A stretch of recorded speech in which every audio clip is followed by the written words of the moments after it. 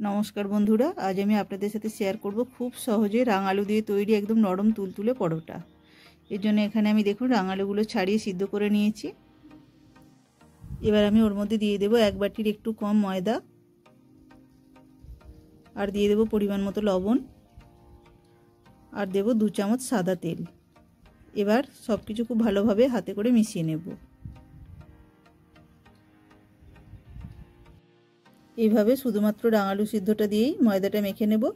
এখানে জল ব্যবহার করার কোনো দরকার নেই।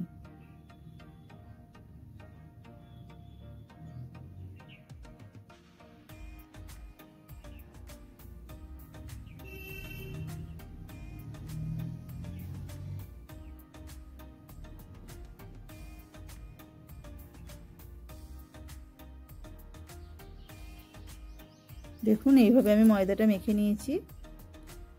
ময়দার মাখাটা এতে বেশ নরমও হয়েছে।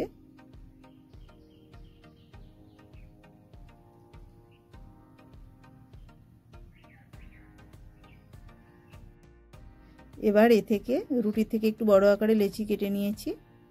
এবার গ্যাসেতে কড়াইটা খুব ভালোভাবে গরম করে নিয়ে শুকনো কড়াইতে একটা পরোটা আমি প্রথমে দিয়ে দিচ্ছি। এরপর কয়েকবার এইভাবে উল্টে পাল্টে দেব।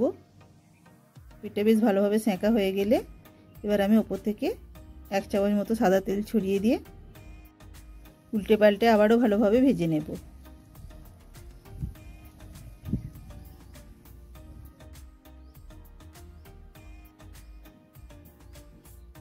দেখুন খুব কম সময়ে খুব সহজে তৈরি হয়ে গেল অতি সুস্বাদু রাঙালুর পরোটা। ভিডিওটি যদি আপনাদের ভালো লেগে থাকে দয়া করে একটি লাইক দিয়ে দেবেন ও চ্যানেলটিকে সাবস্ক্রাইব করে পাশে থাকার অনুরোধ রইল।